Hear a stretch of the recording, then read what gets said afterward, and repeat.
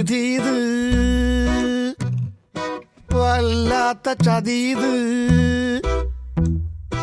ഓർക്കപ്പുറത്തെന്റെ പിന്നീന്നൊരടിയത്. എളവള്ളി ഗ്രാമപഞ്ചായത്തിലെ കാക്കശ്ശേരി വാർഡ് 15-ലെ കറുപ്പം വീട്ടിൽ അബ്ദുവിന്റെ വീട്ടിലെ വിറകുപുരയിൽ നിന്നും 6 അടിയോളം നീളമുള്ള മൂർഖനെ പിടികൂടി.